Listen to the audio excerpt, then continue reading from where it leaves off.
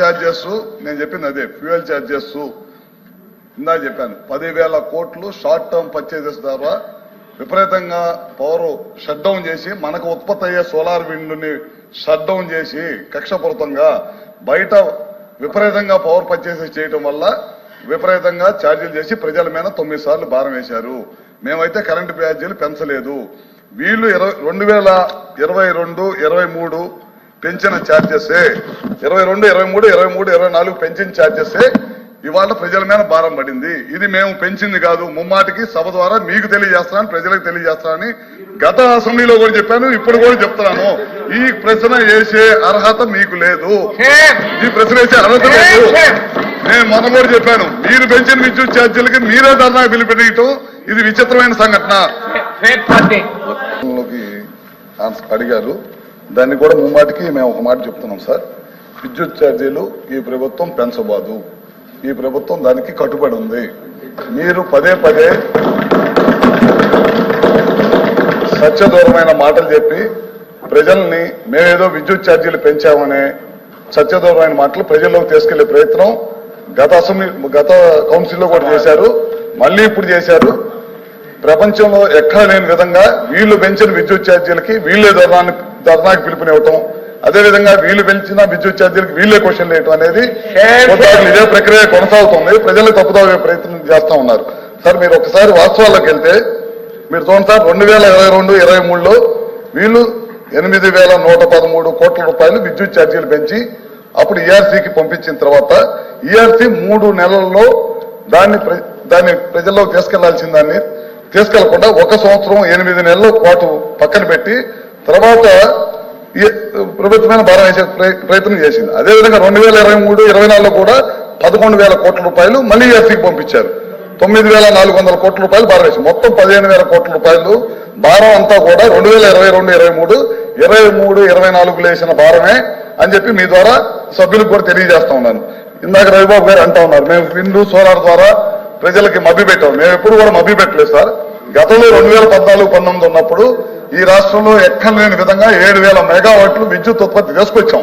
తర్వాత ఇలా ప్రభుత్వం వచ్చిన తర్వాత పీపీఎల్ రద్దు చేయటం, వాళ్ళని ఇబ్బంది పెట్టడం, విదేశీ ప్రతినిధుల చేత తిట్లు తినటం, ఈ రాష్ట్రానికి రావాల్సిన ఇన్వెస్టర్ని తరిమి కొట్టడం, రకరకాల కార్యక్రమాలు చేసి విద్యుత్ వ్యవస్థలను అన్నింటినీ కూడా సర్వనాశనం చేసి వాళ్ళు ఇక్కడికి వచ్చేసి సత్యదూరమైన మాటలు చెప్పి ప్రజలని నమ్మించే ప్రయత్నం చేస్తున్నారని చెప్పి కూడా మీకు చెప్తా ఉన్నాను సార్. అదేవిధంగా ఒకసారి చూడండి సార్, కృష్ణపట్నం ప్లాంట్ స్టేజ్ 2, అట్లానే బీటీపీఎస్ స్టేజ్ 5 ప్లాంట్లకి తెలుగుదేశం ప్రభుత్వం ఉన్నప్పుడు చాలా పెద్ద ఎత్తున ఖర్చు పెట్టి రాబోయే రోజుల్లో పవర్ పనిచేసే ఉండకూడదు, మన పవర్ మనమే ప్రొడక్షన్ చేసుకోవాలనే ఉద్దేశంతో చేస్తే ఆ రెండింటిని కూడా షట్ డౌన్ చేసేసి పవర్ కొత్తగా ప్లాంట్లన్నింటి కూడా నిర్మాణం చేయకుండా చేసేసింది. అదేవిధంగా పోలవరం ప్రాజెక్టు దాదాపు 900 మెగావాట్లు వచ్చే ప్లాంట్ ని 70% పూర్తయిన పోలవరం ప్రాజెక్ట్ ని అదేవిధంగా ఆ ప్లాంట్ కూడా అట్లానే వదిలేసింది అనమాట. దాదాపు విద్యుత్ సంస్థలకు సంబంధించిన డబ్బులన్నింటినీ కూడా బెవరేజ్ కార్పొరేషన్ కి మళ్లీ చిన్న కార్యక్రమం చేసింది. ఇట్లాంటి 1 కాదు 2 కాదు అన్ని కార్యక్రమాలు చేసి విద్యుత్ వ్యవస్థను అన్నింటి కూడా సర్వనాశనం చేసిన విషయాన్ని మీరు ఒకసారి గమనిస్తాను సార్. ఈ ప్రభుత్వం అధికారంలోకి వచ్చిన తర్వాత పూర్వవైభవం తీసుకురావాలనే ఉద్దేశంతో ఎక్కడ కూడా ప్రజల మీద భారం పడకుండా ఉండాలనే దానికోసం విద్యుత్ కొనుగోలు గతంలో 9 నుంచి 10,000 కోట్ల రూపాయలు ఇవన్నీ షట్ డౌన్ చేసిందే కాకుండా 10,000 కోట్ల రూపాయలు ఖర్చు పెట్టారు ఓన్లీ విద్యుత్ కొనుగోలు మీద, షార్ట్ టర్మ్ పవర్ పర్చేజెస్ మీద. మా ప్రభుత్వం అధికారంలోకి వచ్చిన సంవత్సరంలోనే ఈ 10 నెలల్లోనే 60% విద్యుత్ కొనుగోలు తగ్గించేసి మన జెన్కోని కానీ వీటిని కానీ సమర్థవంతంగా నడిపి ఎక్కలేని విధంగా ఈ 3 నెలల్లో ఎక్కలేని విధంగా పవర్ ప్రొడక్షన్ చేసిన సంగతి వాస్తవం అని చెప్పి కూడా మీ ద్వారా తెలియజేస్తా ఉన్నాను.